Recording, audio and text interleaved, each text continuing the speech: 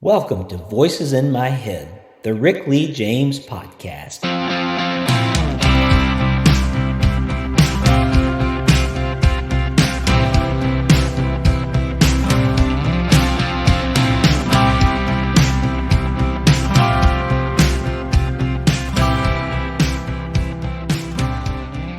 Welcome back to Voices in My Head. As always, I am your host, Rick Lee James, and due to my busy schedule, it's been a couple weeks since I've been with you, but I hope you have been enjoying the past episodes with Justin Gambino and Pamela Cooper White on our last episode. And this week is going to be a great episode. I am so excited to have our guest with us this week. J.R. Forasteros has been a friend for a while now, but he's a friend that I don't get to see very often because he lives in Texas. Let me tell you quickly about him, and then he has a fascinating story to share on today's show. JR pastors Catalyst Church in Dallas. He co-hosts the fascinating podcast. He wrote a book called Empathy for the Devil, which he has been on this show and we've talked about before. It's amazing. If you haven't read it, there will be links in the show notes for you to go get that. He's on a quest to smoke the perfect brisket. His wife, Amanda, skates for Assassination City Roller Derby as Mother Terrorista, which is also an amazing fact about his family. They are always looking for a new adventure, and their board game collection has been described as excessive and really fun. JR has bylines at Relevant, Think Christian, Real World Theology, and more. And what I wanted to talk about, especially with him today, is he was recently a contestant on the TV game show Press Your Luck with host Elizabeth Banks. So there's a lot to talk about today, and I'm going to stop talking and just say, J.R. Forasteros, welcome back to Voices in My Head. Rick, it's so good to be back. You're right. We have been friends for a while, which is Yeah, old man code for more than a decade. that's right. So it's so good to get to talk with you face to face instead of just on Messenger or email or the normal ways we communicate. You as well. I don't know if you remember the first time that I think maybe we met face to face, or one of the first times you came over to my house and we recorded in the basement. And That's right. the studio has gotten better since then, and I've been recording my own music at home, and even have a couple. I've never won a Grammy, but I have nominations now off the songs that I've recorded at home, Amazing. which is like Amazing. I definitely, the studio was not in that condition to do that quality of work when you were there for sure. So, but I think your presence blessed it. That's what it was. That must So be. That's the only explanation. Yeah. that Can't be all of your hard work and talent. Yeah. well, listeners won't be able to, yeah. Listeners won't be able to tell it because this is an audio only podcast, but we are on Zoom today, and it's so good to see your face because I feel like we are getting to have that face to face conversation. And you have an amazing story to tell. And I really want my listeners to be able to hear it. I was listening to your podcast where you got to tell the story, and it was so much fun to hear. And I had no idea what the process was for a person to get onto a TV game show. And I know that you are a game person, to say the least, and this has been one of your childhood dreams. So as we get started today, I know we could talk about your brisket quest. We could talk about your wife's time in roller derby. We could talk about your board game collection, your book, Empathy for the Devil. We could talk about all your podcasting and so many different endeavors.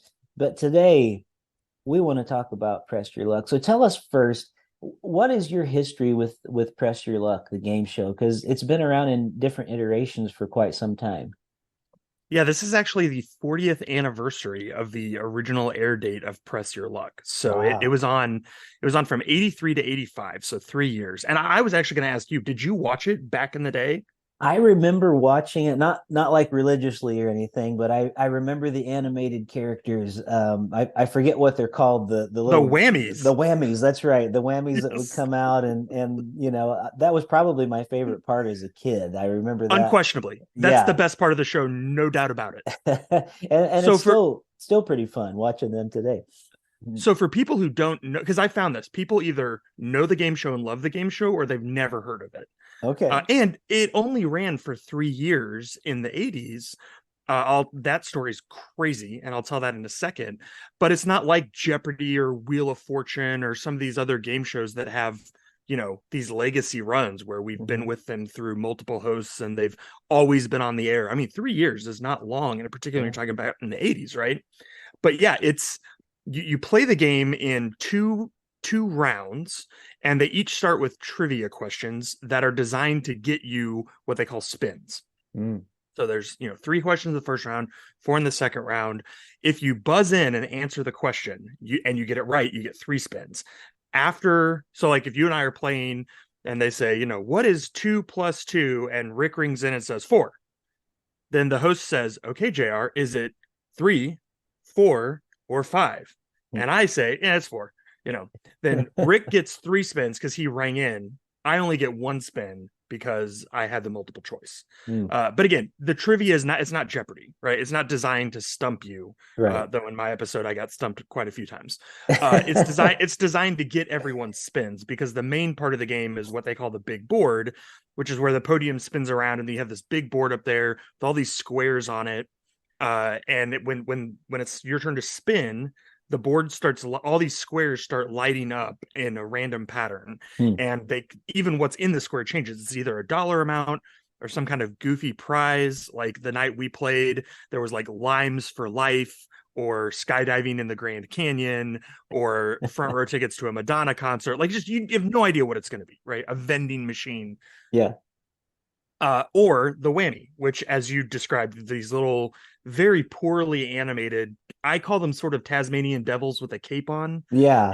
and so the boards go in, it's making the do do do do do do sound, and then Mhm. the contestants, again, I think the part of the fun of the show is they're talking to the board, so they're saying, all right, I see those limes for life, I want to make me some guacamole, give me those limes for life, give me that big money, no whammies, and then you push the button and say stop, and whatever it lands on, that goes into your bank. So it's pretty straightforward.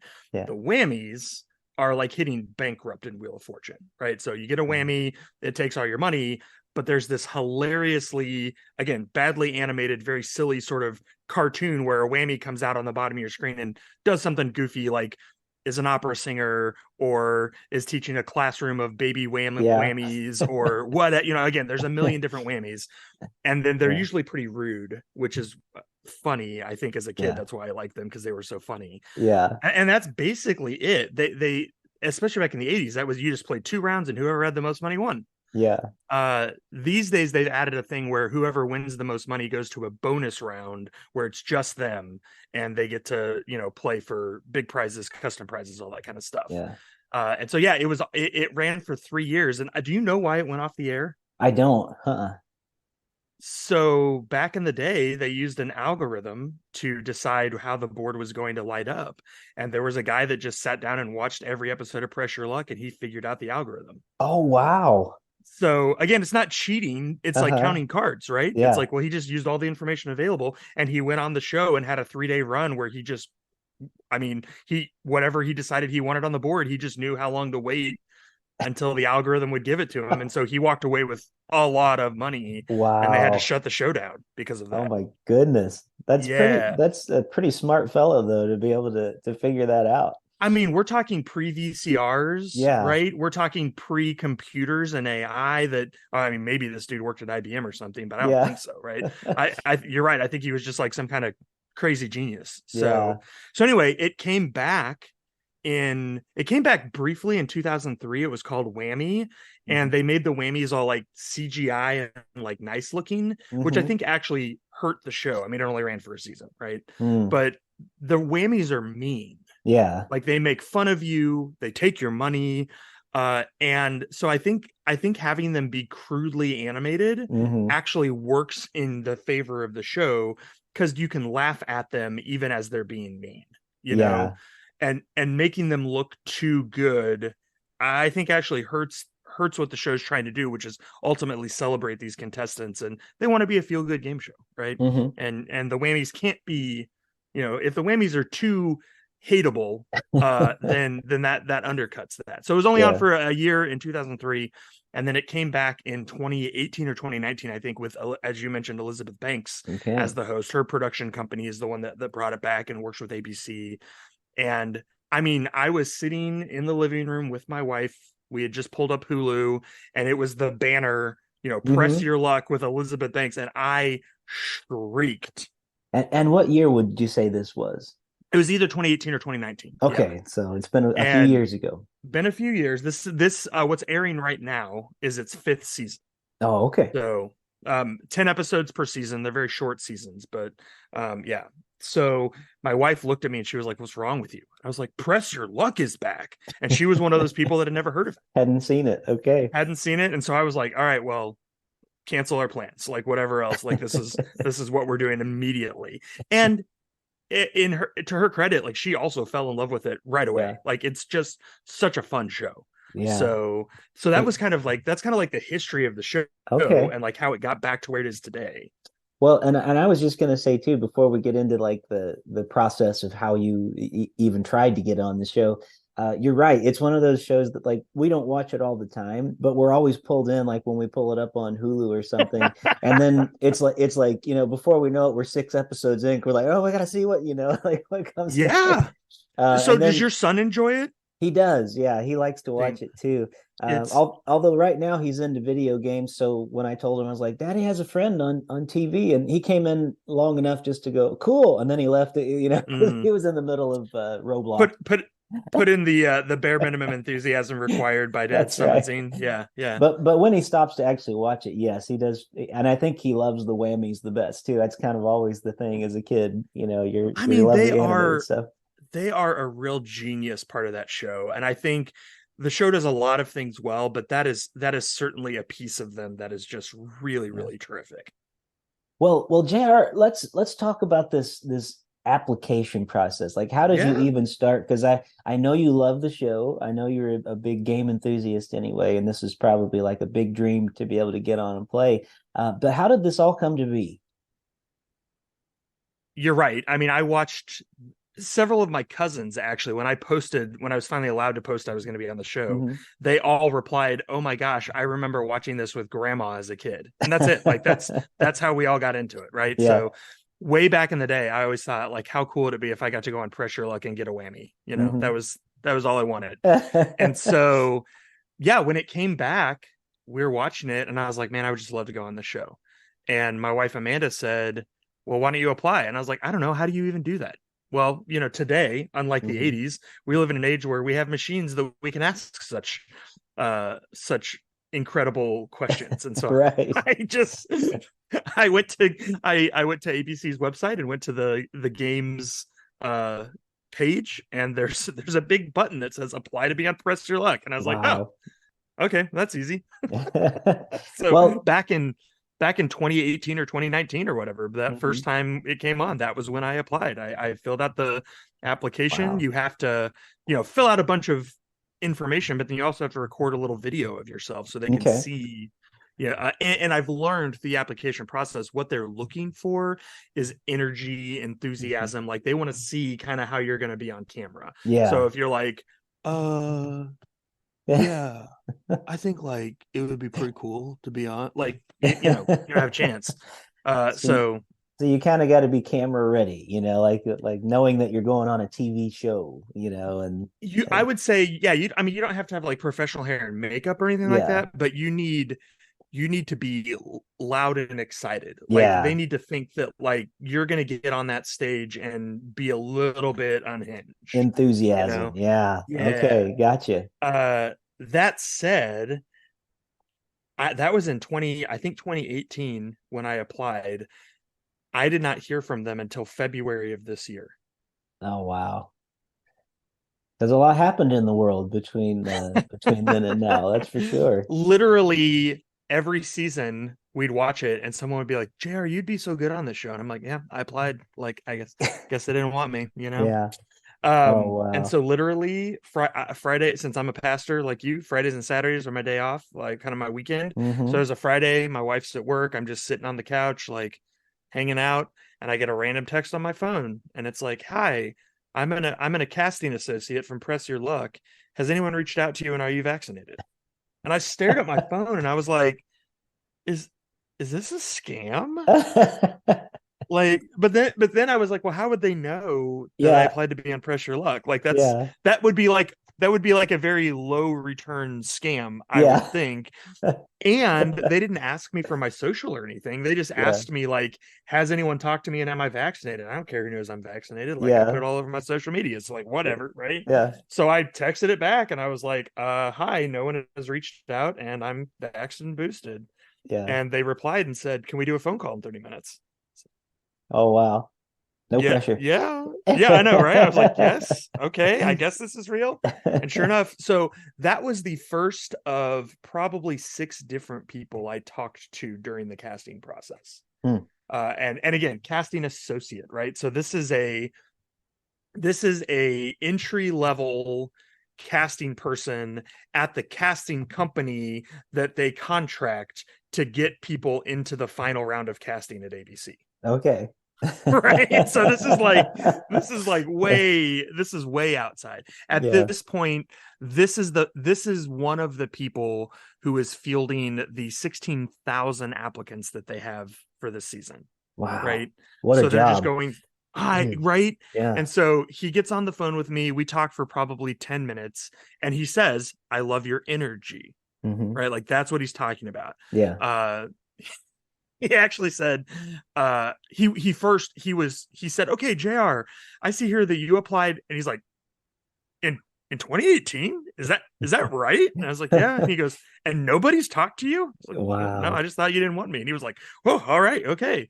And and then he said at the end of our conversation, he said, well, I'm going to be honest with you, uh very few of these straight white men that we talk to have this kind of energy, and it's kind of a bummer because we really need big energy for this show. And they're Mhm. all, and I was like, it's like, man, it's that toxic masculinity got us down, got us telling us we're not allowed to be excited about stuff. So we laughed, and from there I had to he set up a 20-minute, and it was very specific, 20-minute hard stop video call with a casting producer at the casting company. Mhm. He had me answer some trivia, or he had me react. So he was like, pretend you just got this question wrong. And I had to be like, and pretend you just got this question right. Okay, Yeah. now spin the board. Like, so I had to, like, just now I'm acting, right? Now I'm doing Yeah. my Right. audition. And that 20-minute video call was edited down to a 3-minute sizzle reel. I'm The using air quotes sizzle because that's reel. There you their go. words, not mine. Okay. And I don't know how many sizzle reels they had, but all of them were passed. So then they went through this whole huge process that I was not a part of. They were Mhm. sent first to Press Your Luck, who I guess, winnowed them down a little bit. Then Press Your Luck sent them to ABC. Hmm. ABC had their say. ABC sent them to Elizabeth Banks's production company. They had their say, and then they were Mhm. sent back to Press Your Luck, who then like narrowed it down to 100 candidates. Wow. And so from there, and they're again, they're only filming 10 episodes a season. There's 3 contestants per episode. So 30 is Wow. the magic number, right? Yeah. Uh, so from that point, we're in the hands of the Press Your Luck people. Hmm. So that's where I have to do a big, they're like, now pretend you're on the show, make sure you're dressed nicely. You have to be standing. They said make sure all of the devices in your house that use internet are off, except for the one you're doing the video call on. Hmm. And then we were with 2 other potential contestants and a producer, and we literally just had to pretend we're playing the game. Oh, gotcha. So that was the first time we met one of the executive producers. His name was John, but the 2 executive producers, John and Jeffrey, were amazing. Everyone was amazing. Like, they have Yeah. such a good culture at this show. But he pretended to be Elizabeth Banks and was doing all the questions, and we had to like fake that we were hitting a button on Yeah. Zoom and all this kind of stuff. And yeah. Uh, Oh. and then from there they said, we'll let you know. And so after that was when they ran us through a background check. We had to send in wardrobe pictures, so they gave us like some strict wardrobe guidelines Hmm. based on like what's good for the camera. So we couldn't wear stripes or patterns because the camera didn't like that, and we couldn't wear certain colors because those would either clash with or get lost in the set. So Hmm. we had to like choose out of our wardrobe and send in 5 different wardrobe options, like just take pictures of us and stuff and send them all in, and all of these kinds of things.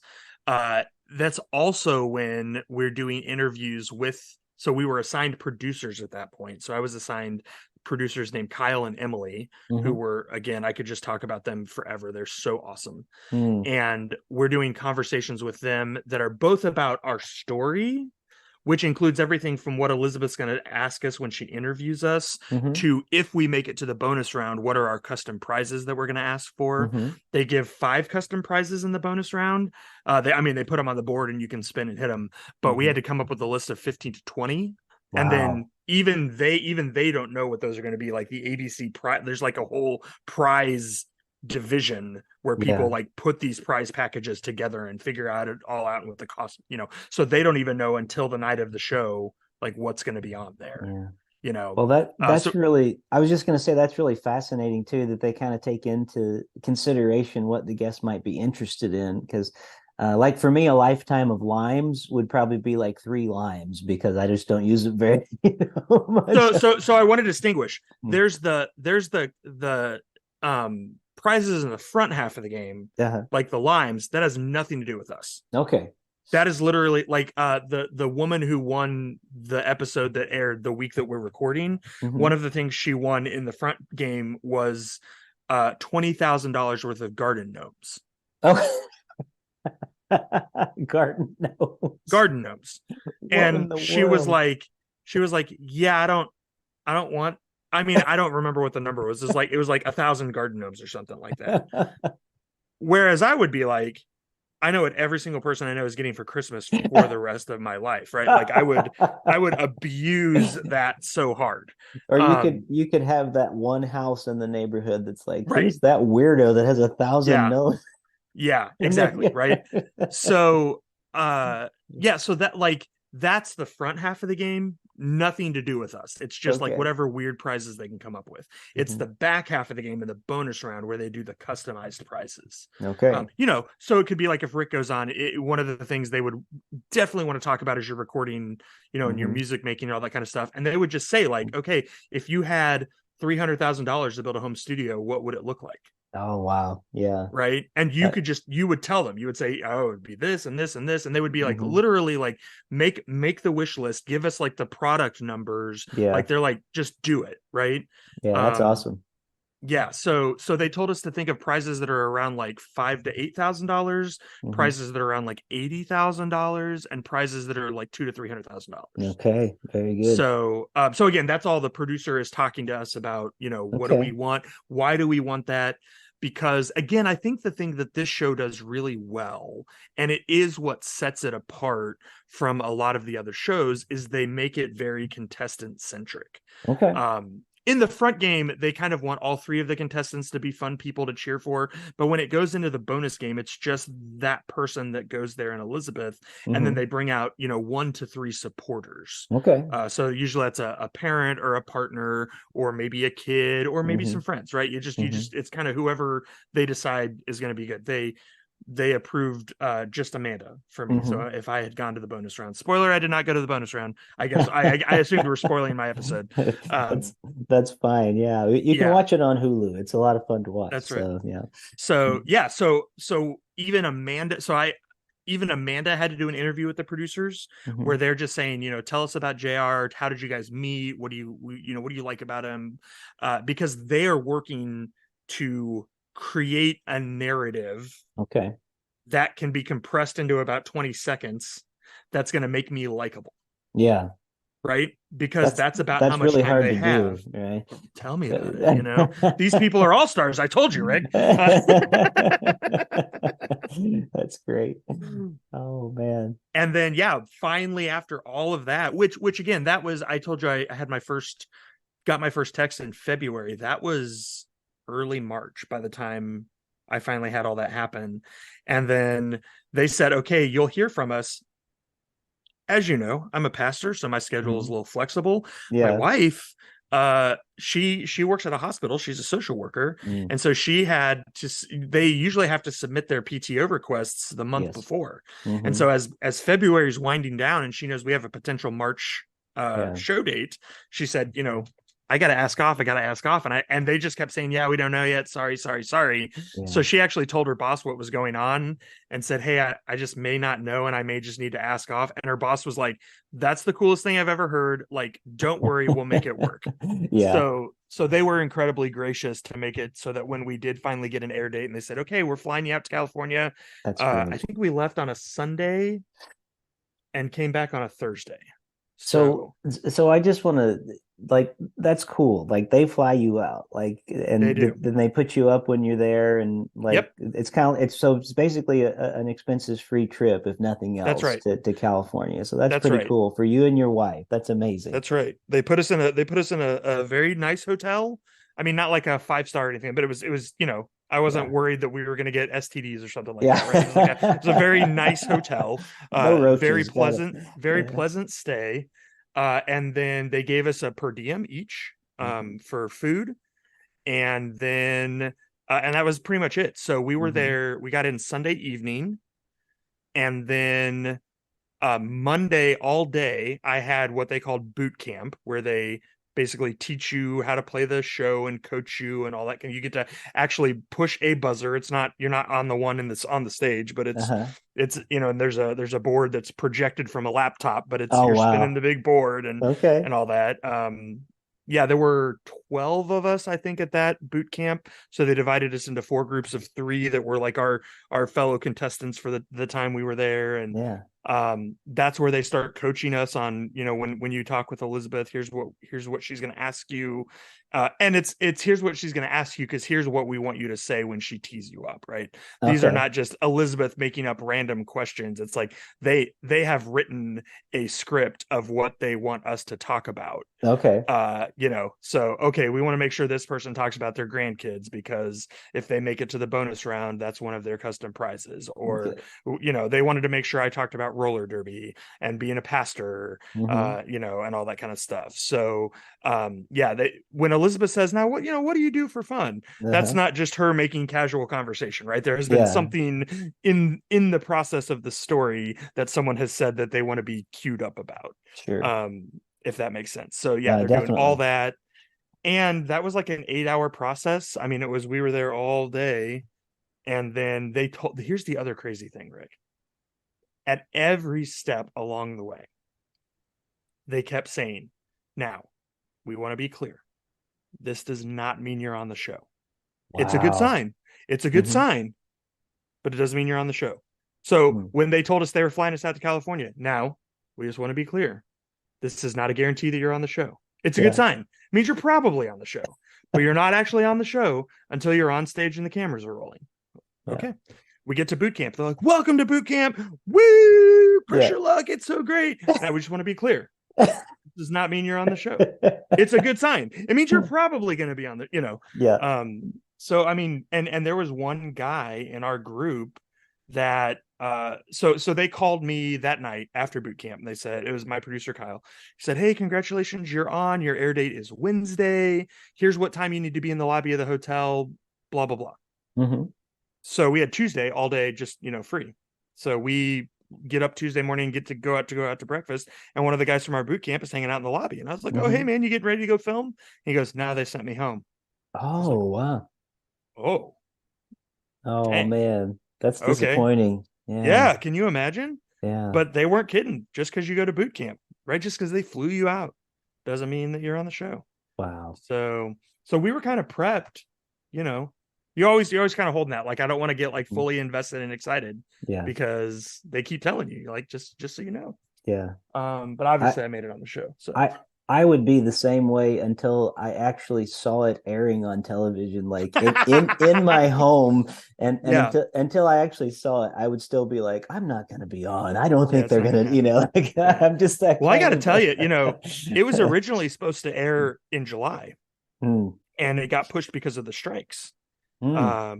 And so that was a little bit agonizing. It I was just like, bet. oh, come on. I bet Because by so. this point, a lot of people had heard the rumor that I was going to be on, Yeah. but we still couldn't really publicly talk about it. Well, So the only thing I can relate to that kind of like what that kind of letdown might be like is having songs pitched to pretty big name artists and those artists getting back to me and being like, we're going to record it, it's going to go on the album, and then like it's going to be our, like I was even told one time by the Gettys, Keith and Kristen Getty, like this is going to be our like title cut, we're going to use it at every concert, it's going to be the one that like we close the show out with, like it's going to be big. And then they backed out on it, and it was like like, so I went from being like, oh man, this is amazing, to like, oh, never mind. So I know those things can happen, Dang. and that's Yeah. just sort of in like the Christian music industry. So I can imagine how even more so when you're in like a big production on NBC, or is it NBC or ABC? ABC. ABC, which so that's Disney itself, that runs that whole thing. So just hearing about all these layers is amazing to me. Like the hoops you have to go through. So yeah, please continue. Well, so I want to say something about that. Because I, like you, I was astounded. Mm-hmm. It does make sense once you understand their logic, Mm-hmm. which is this is a prime time hour long game show. Mm-hmm. The thing that's going to set us apart is that we're contestant centric, and we have 20 seconds to get people to like these people, Mm. other than how they behave, right? So that's why we're casting for energy and enthusiasm. Yep. That's why we're working so hard. Now, it is only 10 episodes. Yeah. Uh, and I got my first call from a contractor 6 weeks before I filmed, right? Mm. So the people who are working on this show, this is not their full-time job, right? This is 2 months maybe. Mm-hmm. Uh, so they're doing all kinds of other stuff. And my producer Kyle, one of his other jobs is working on Wayne Brady's Let's Make a Deal, Okay. which is a daytime, 5 Mm-hmm. days a week talk show, or a Mm-hmm. game show, which has, I don't know, I've watched it a couple times, right? It has like, I don't know, 5 or 10 contestants every Mm-hmm. every episode, right? Where he brings them out and they make a deal or not and whatever. Mm-hmm. And so I asked him about that, and he said, "Yeah, listen, that's a daytime TV show. These contestants have maybe 10 minutes of screen time, and then they leave and they're never seen again. It's 5 days a week. Yeah. It's I think he said it's like, 45 or 50 weeks a year." He was like, "We don't spend hardly any time casting those Yeah. people, right? Like it's just get them up there. If they can put a sentence together and they know how to smile, like it's fine." I'm paraphrasing Kyle. I'm sorry. I know it's a little bit more intricate than that. But he just said that the difference between casting for a show like that and casting for Press Your Luck is Yeah. night and day. Wow. Where they are just like super, super, super hardcore about the contestants they bring on for Press Your Luck, right? And Yeah. and it's because in their mind, and I don't think they're wrong about this, that's what makes or breaks the show, Mm-hmm. right? Is Yeah. people want to stick around and root for people. Yeah, and it's a big deal. Like, and it's fun to watch. It was fun to watch you on the show with the other contestants, and I you have a great energy about you, and you get so excited about the games anyway. So it totally makes sense that they picked you for sure. Um, but what I kind of wondered about is it can be one thing to like be playing a game at home. Let's say you had the press your luck home version, all right, Right. and you're just doing it around the table and no pressure. What is it like when you're, because I've been on camera a few times and something changes about when you're on camera. You're like, and then you realize the number of people that are watching you. And like, what does that do to you? Like, nerves, is it a help to you? Do you really struggle with anxiety in those moments? Or what was it like for you being in that place? Because I know you're no stranger to being in front of people week after week in church, but suddenly you're on ABC on camera with under the lights with the loud crowd behind you. And I mean, just tell us what that's like for you. Well, I used to be in a metal band, so that actually prepared me more than probably being a preacher. But no, I mean it it does change things. I will say, Rick, and you're gonna think I'm crazy, but having Elizabeth Banks out there helps a ton. Really? Okay. Um, and that is not because she is a celebrity, it's because she's Elizabeth Banks. Mm, And I'm sure I know in your career you've met plenty of celebrities, and mm, that star power thing that they talk about, mm-hmm. like that those people just have, that when you Yeah. meet them you're like, "Oh, yeah, I get it. Like this person, whoa." Yeah. Like she has that, but she has I'm guessing, I was going to say betting, but we're Nazarene. So Yeah. I'm guessing that this is not just something that is innate to her. I'm guessing that is a skill that she has honed as a host. Mm-hmm. Uh, so they, they bring us out on the platform. The crowd is filing in, and John, one of the two executive producers, comes out. Mm-hmm. He's like, "Hey guys!" I mean, he is just like enthusiasm for days, right? He's, "Hey Mm-hmm. guys, you guys ready?" He's so excited. We're like, "Yeah," He goes, "Okay, Elizabeth's about to come out. She's gonna come by and shake each of your hands, introduce yourselves. Then she's gonna go backstage, and we're gonna get the show going." And I Mm-hmm. was like, "Oh no, here's where I pee my pants and just like pass out, like I'm about to meet Elizabeth Banks." And she comes out and you're like, oh, it's like the halo of light and the angelic chorus and all. But then she comes up to you and shakes your hand. She's like, "Hi, I'm Elizabeth." Like, yeah, Mm-hmm. we literally everyone here knows who you are. But Never heard. she has some ability to just diffuse a lot of the anxiety, and she exudes this like warmth. Mm. And I mean, the best word for it is chill, where she's just Yeah. like, hey, you ready to have some fun? Like, we're Yeah. we're some friends hanging out having fun. And Yeah. nothing could be further from the truth. We're not friends. Like, I love that she's nice, but like, I don't have her phone number. I'm not sending her a Christmas card. Yeah. And we're on a, like you said, national televised game show. It's going to be all crazy. Like, nothing could be further from this like energy that she's exuding, and yet Mm-hmm. she just makes it like really chill, you Yeah. know? And then in the game, when she's asking the questions and talking back and forth, it's the same. She has just this like playful confidence that makes it so easy to just follow her lead, Mm-hmm. you know? So that really helps a ton. Like Yeah. the tone that she sets just with her presence and her poise really made it better. Yeah. That said, what people don't realize is, particularly when you're spinning, the Mm-hmm. crowd is deafening. Mm.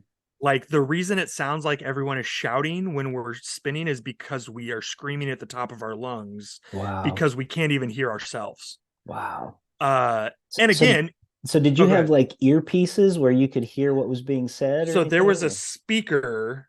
Okay. So what you can't see, that the podium looks like a solid slant up to the contestants. There's Mm-hmm. actually a break there where there's a little video screen. So anytime there's a whammy, we can see what the whammy is. Oh, We okay. can see each of our scores, Mm-hmm.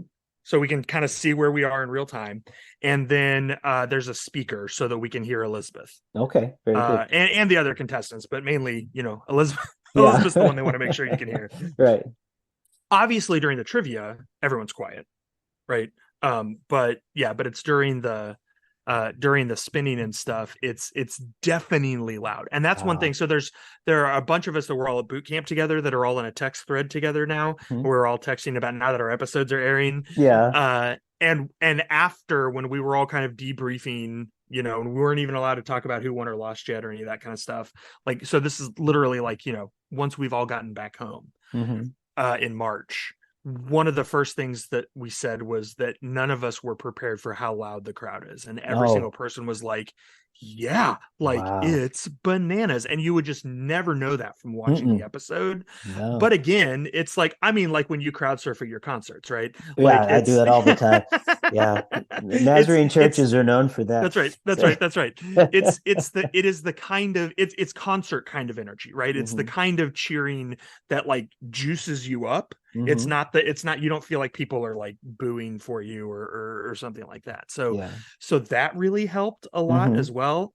But I got to tell you, in the second round, especially when I buzzed in 3 times in a row and got 3 questions wrong in a row, Hmm. I was feeling pretty dumb, and knew this was going to be on television. Knew I had missed one question in particular about Puff Daddy, Yeah. Yeah. because I didn't let Elizabeth finish the question, and Well, I panicked. yeah, I think you need to explain that one because Okay. your thinking on that one was like after I heard you explain it before, like that totally makes sense, and yet again, it's all this pressure. Like you're in that moment, Yeah. And so everybody's on you. so So, again, when I'm up there, at least I don't know how the other contestants were, but when I'm up there, I'm thinking strategy the whole time, right? Because mhm. I want to get to the big bonus round. That's all you want to do, and that's what they tell you. They're like, you're playing the front game to get to the back game.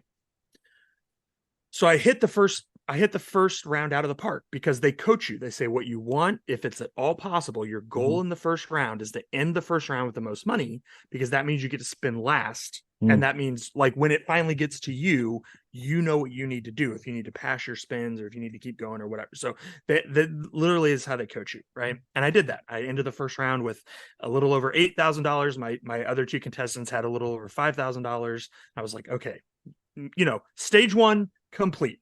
Now stage two. So again, all I'm trying to do here is get spins and keep them from getting spins. But because you're rewarded for ringing in, of course they always write at least one question that, if you don't wait for the whole question, is going to be tricky. Yeah. Right. So it could be like he was the first president of the United States, and I ring in and I'm like, George Washington. And she goes, okay, I'm going to finish the question. Yeah. He was the first president of the United States. Who was George Washington's famous wife? Yeah. Is it Rick, George Washington, Martha Washington, or Betsy Ross? And then I'm like, wow, wow, so it's like, and again, 3 out of 4 questions I could have buzzed in and been right? But they always have at least one that's tricky like that. You've got to wait. So as I'm playing strategy, I'm trying to think like, okay, I want to buzz in early, but I got to wait long enough to make sure that it's not a trick question. Exactly. Right. So she goes in and she's like, we know him as Puff Daddy. And in my head, I'm like, Sean Combs. She goes, now he's, then he was Diddy. Then he, she's going on. I'm like, Sean Combs, Sean Combs, Sean Combs. And I'm, ready over the buzzer. And then she goes, but what is this rap moguls? And then I'm like, ring in. And she started to say another word, which turns out to have been real last name. Yeah. What I don't know how this happened, but like you said, pressure in the moment. I thought she was going to say the word producer. Yeah. So I start panicking, right? I'm like, who is Sean Combs's producer? Like, Sean Combs is the producer. Like, that's what he does. Like, no one produces Puff Daddy. Puff Daddy produces Puff. But like, now I'm on the timer because I've rung in. And what I should have done was just not tried to outsmart the question and just said Combs, right? Instead, what I did was, oh no, I did the thing I was afraid I was going to do, which was ring in on a trick question. So I was literally, my head was just like, name another New York rapper. Yeah. And I was like, I don't know, Jay-Z, right? Yeah. And she's like, I'm going to finish the question. And even like, I was like, that's got to be wrong, right? Like, there's no. And so yeah, she finished the question. I was like, oh, I'm gonna look like such a fool on that. No. Like, okay, the white pastor from Texas didn't know that Sean Combs's last name was, that his name wasn't Sean Jay-Z, right? Like, give me a break. So yeah, I rightfully got tons of crap for that, missing that question. So but that was, by then I had missed 3 of the 4 questions and had 0 spins. Yeah. Right. So thankfully I did get the last question, but otherwise I would have had no spins going into the last round. Well, and then there was this part on the show where the gentleman at the opposite end of you, Carlo, he just got so many right in a row. Like, it was just over and over. So that was his free spins, during the big spinoff. Yeah. So he wasn't getting whammies, and it just seemed like it went on forever. And my wife and I are like, when are they going to let JR do it again? Because it seemed like a long stretch. It was an incredibly long stretch, and it was literally historic. Like, Carlo is now the person in Press Your Luck history who has won the most money in the front game. Wow. Okay. So I mean, literally, it was an historic run. So you literally were on a historic episode. Correct. That's amazing. And just like Jeopardy, right? Press Your Luck does a bigger second round. So just like, Double Jeopardy, all the dollar values are higher. Same thing with Press Your Luck. There's 4 squares in the back, or in the second round, that are the big squares. One of them is the new one this season, the Big 4-0, which is celebrating the 40 years of Press Your Luck, where it's 40 of something. It's going to be nice something. They're like, it could be 40 Hot Wheels. It's not 40 Hot Wheels, right? It's going to. Although I wouldn't mind 40 Hot Wheels. That's all right. So no, but that's not going to be a lot of money. Like, when we were practicing, in the boot camp, several different people hit it, and it was a 40-day cruise. Wow. Or a 40-day road trip on I-40 in an RV. Yeah. Oh, right. Wow. So I mean, like, big stuff like that's worth like tens of thousands of dollars. So the Big 4-0 is one you want to hit. There's the vehicle. There's always a vehicle, and it's usually a car. In my episode, it was a boat that Sumati won. that's usually worth anywhere from $40,000 to $60,000. So again, Hmm. another one that's really nice to hit. Yeah. There is the double your money space, Hmm. which again, depending on how much you have, can be really nice. Yeah. And then there's the take the lead space, which as long as you're not in the lead, puts you in the lead by $1. Yeah. So I go last, right? I'm spinning last. That's the strategy I wanted. Carlo and Sumiti only have 4 spins each. Hmm. That's not a ton, but then they just keep getting free spins. Wow. And one by one, Sumiti hits the boat and then passes her spins to Carlo. Carlo gets take the lead. So now they both jump up. I think the boat was like 40 some $1,000, right? So they both jump up 40 40 plus $1,000. And so that's off the board. The take the leads off the board. Now I'm like, well, I've got double your money in big 4-0. And then the last Carlo's last spin, he hits the big 4-0. And again, it was 40 nights at the Ritz Carlton, right? So that was worth, Wow. I think, another like $40,000 or something like that. And so Amazing. even before that moment, even before he hit the big 4-0, I don't know if you can see this when they're cutting around to the group shots, but like it had become clear to me that I was not going to win. I was like, Mm. okay, like again, barring multiple miraculous instances that Yeah. have already all been used up on Carlo and Sumiti, like I'm out of this game. Yeah. So I kind of shifted in my head. I was like, all right, I need to shift away from like I'm gonna try to win to just like I want to be the biggest cheerleader for these other two that I Yeah. can. Yeah. And both of them, every time they got a spin, it was hard for them to decide what I do. Do I press my luck or do I pass it? Yeah. And what they don't show, and Carl, sorry, I'm putting you on blast here, but like what they had to edit out was that every time Carlo had to decide to spin, he deliberated for a minimum of literally 5 minutes. Oh, Like it was, wow. yeah, it was. And Elizabeth kept saying, Carlo, take all the time you need. We need a decision. Yeah. And again, he's sitting on $70,000, $80,000, Yeah. $90,000, That's and huge. yeah, like you said, he's still not hitting these whammies. So, Wow. Well, I thank you so much for like even just sharing the behind the scenes. I want to encourage people to actually go watch the episode so they can see all this. But you were an excellent cheerleader for them too. I that did ring through on the episode. I mean, well, thank you. which actually I really appreciate because we're always trying to teach my son when we play games that it's not just about when you win. It's the character you have shines through when you lose more than when you win. And so it was kind of fun to see that and to be like, look at JR, he's up there like cheering him on, and even in the midst of though he's not going to win. So just a couple more questions here before Zoom says we got to quit this fun time we're having. But I'm enjoying every minute. I love hearing you recount all the episodes. The one question that I had was what was it like when it was done then? Because I know you've explained like Oh my gosh. there was Yeah. a whole process leading up to it, but when it was over, like what happens? Yeah, I mean, you're right. On game day, we had to get there at noon. I don't think our episode started filming till like 6. Mm-hmm. And then, we filmed for 2 hours because that spinoff was so historic. And then as soon as Sumiti and I lost, they ushered us outside where we met. Sumiti had her daughter with her, and I had my wife Amanda with me. And then they like sort of unceremoniously tossed us into the van and shut up. Like from the time that I hit the buzzer and got that last whammy and Uh-huh. ended the front game to Uh-huh. the time we were in the van, I don't know that it was 3 minutes. Oh, wow. And honestly, I mentioned this on my social medias and everywhere, but the one souvenir I got was I did get Elizabeth Banks to sign a Cocaine Bear poster for me. Which again, I didn't do that. My producers did that because Yeah. they're amazing. But the reason it took 3 minutes was because I asked someone, hey, they said they had my poster signed, and they're like, oh yeah, wait, you guys wait out here, we'll go get it. We'll go So get like it. if it hadn't been for like someone having to go back in and track down my poster, it would have been Uh, like 30 seconds, tossed in the van and go. so delusions of grandeur are That's crushed right. after That's the right. And after and it the was like uh, we were debriefing on the way home with Sumiti and her daughter and Amanda.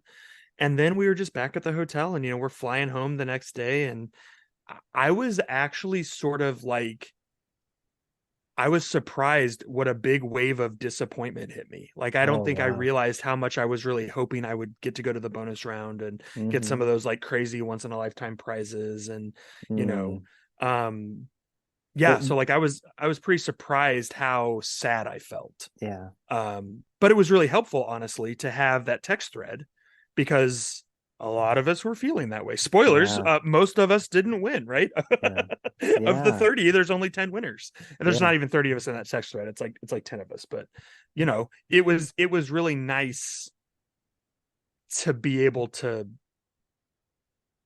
just feel that with some other folks who knew yeah, exactly what you're going through, yeah. It's because it is a important. weird thing, right? Like I got to go on a game show, have this once in a lifetime experience, meet Elizabeth Banks, get a whammy on national television, have a freaking signed Cocaine Bear post, but then like I'm sad, Yeah, so it is a but it's little, real. Yeah, it's it true. is Yeah. right. And it was Hmm. really nice to have some folks that I didn't have to explain it to, Yeah, they just yeah, also got it. yeah. So, um, Well, I totally get it. I totally understand the yeah. not from having the experience of being on that show, but yeah, there are big things that can leave that impression in our life, and but I'm sure that's how you felt when that song got pulled, right? oh Like man, just yeah, it was crushing for a few days. It was like, oh my gosh, your expectations get real big, and this could change everything, and then nope, nothing changed. But that's all right too. So you you find just wake up and do the same thing again. You're that's like, right. You just yeah. wake up and do the same thing. Well, it's dangerous to do this. Zoom says we have 8 minutes left, or just a little less. So we'll try to be quick with this question. But knowing that both of us are in pastoral ministry, I was thinking through this whole journey of how seriously they take this whole process. Like it's a long process. It's obviously worth it for them to go through all these stages, to get to the final end result. But you don't just start out and be like some random schmuck, come on up, and be on this show. Like they take it very seriously in that world, what they do. They are professionals. They have a lot that they leap through. I was just thinking like how that's actually a really amazing example, like of people doing things well, in their world where they're at. And I was wondering how often, like in the church, we don't always go through such extremes, when it comes No, to, like, I was just thinking about like discipleship processes, and what yeah. do we do leading up to baptism, and what do we do, before taking a person into membership or whatever. People have no problem jumping through all these hoops to get there on TV. Like they work hard to do whatever it takes. They make videos. They have it come down to a sizzle reel and all that. But I just wonder if you have any reflections, like thinking pastorally on this experience of how could I apply this to like thinking about the way we do things in church? What could we learn from this experience together?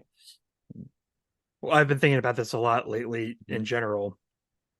I think we are so trapped into one particular model of what church should look like Mm-hmm. that rather than asking, so it's a little different with a church and a game show, right? Right. Because the game show is, I mean, that's breaking news, right? Everyone is like staggered by that hot take that churches and game shows are different.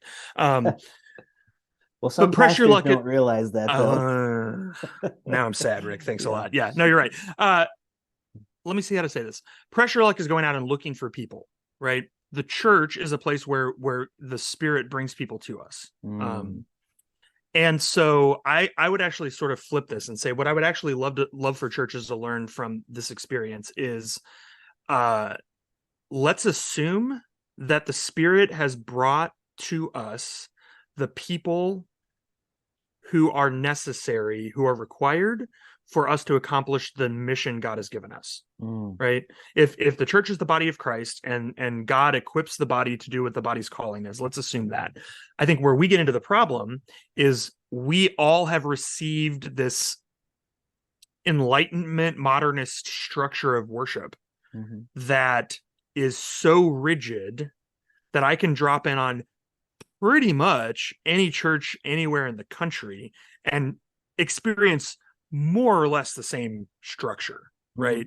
There's a building, there's music, and then a lecture of some kind with or without a multimedia presentation. mm-hmm. Um, hopefully some communion or Eucharist, and then leave.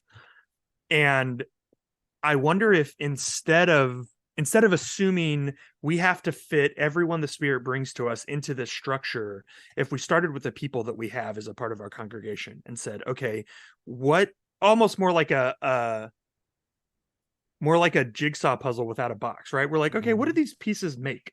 Yeah, Right? right. Like Yeah. what is our mission? What is our calling? And then how can this or okay, so maybe not a jigsaw puzzle, maybe Legos, right?